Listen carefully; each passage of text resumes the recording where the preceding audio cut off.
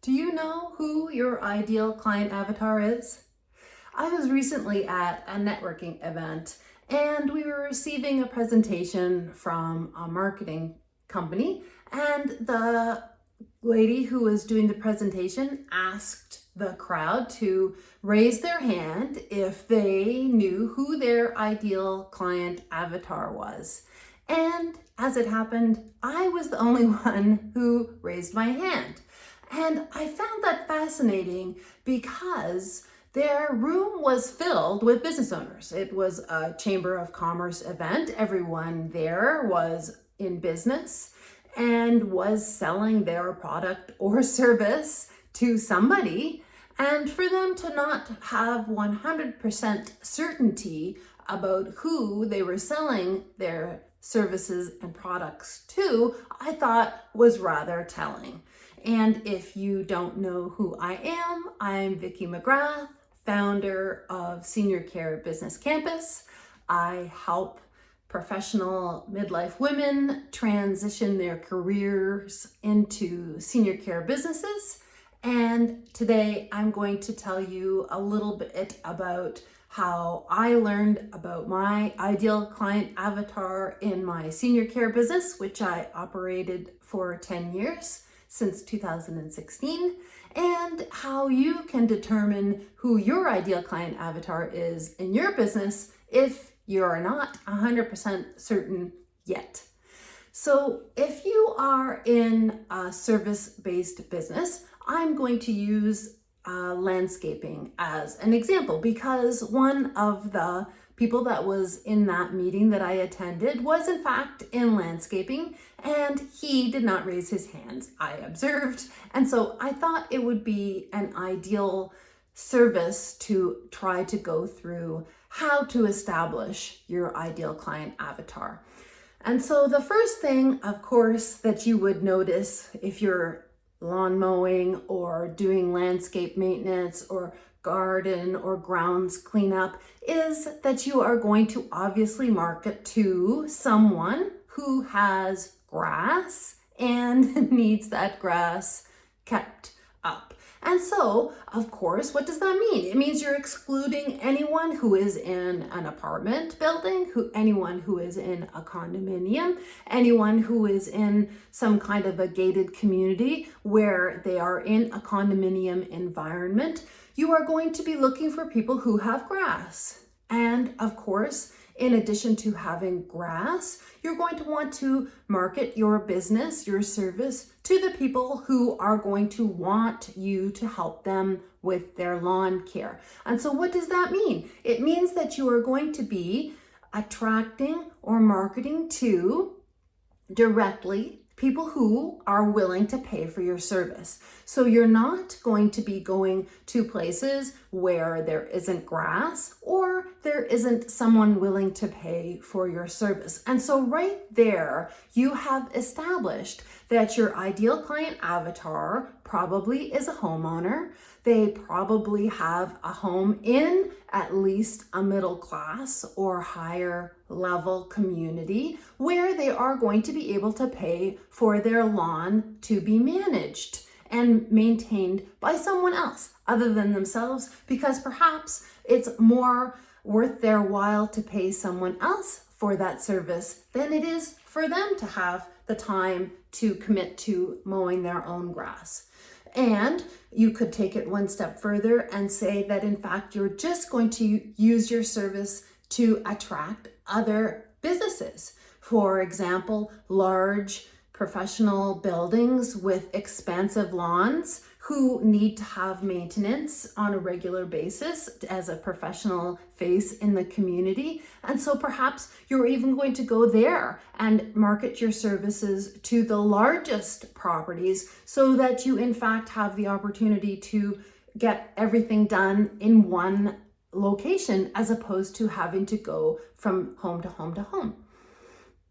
So you can see how easy it actually is to establish your ideal client avatar. It really doesn't have to be even as specific as it is in my industry, in the service, senior care services, where we are really targeting the daughter of a senior or elderly loved one. And that is very specific. We are very specifically targeting the daughter. And why is that? Because she is typically the caregiver and the decision maker around mom and dad's health and care.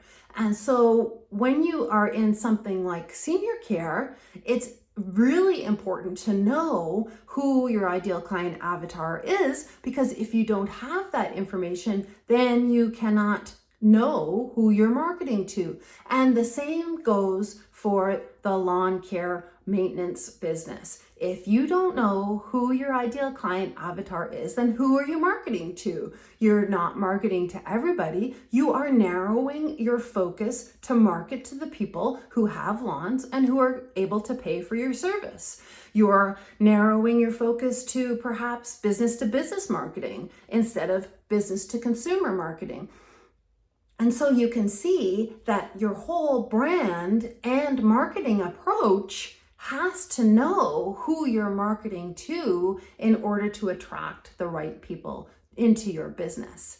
And so when I attended that Chamber of Commerce meeting and nobody but myself put their hand up to say that they knew who their ideal client avatar is, I think the answer was actually just that they didn't know how to articulate how they had come up with the person or people or businesses that they were marketing to. But everybody must know, if they're going to have a successful business, who they're marketing to.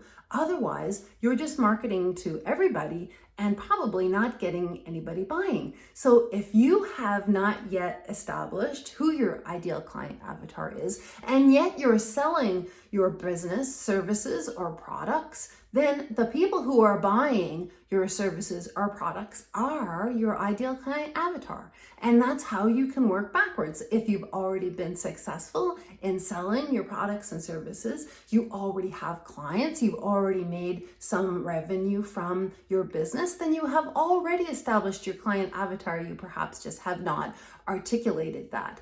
And so obviously, if you have sold your business, services, or products, then you know you're going to go back into that same type of person or business who has already bought your service and product. You're not going to try something new every single time, because if you do that, then you might not get another sale for a while. And so obviously having a system and understanding a repeatable way of getting clients is key. And that is the whole point behind brand and marketing and understanding your client avatar, is that then you can establish a system for getting the same type of people into your business, buying your service, your product on repeat with confidence, and understanding what you're doing is going to bring you more clients and more revenue and more success and allow you to grow and scale your business.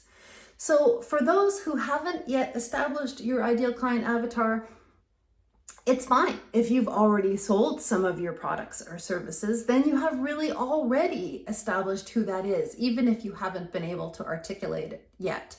And so I would encourage you, if you haven't yet come up with your ideal client avatar and you know who you are marketing your services and products to, then I would make it a priority to identify that, to put it down on paper and create a standard operating procedure, so that as you grow and you have other people helping you in your business, they see who your ideal client avatar is. They don't have to guess. They don't have to guess how to market to those people or those businesses. They don't have to guess what to do to get those clients in the door paying for your product or service. It's laid out, it's simple, and it's transferable, so that you are not the only one who has that information in your mind. You can transfer it to other people who can do that part of the business for you. I hope this was a beneficial video for you, and if you would like to learn more about how you can start a senior care business, then I encourage you to go to www.seniorcarebusinesscampus.com and take a look around. And if you're interested, I would love to see your application to work with me.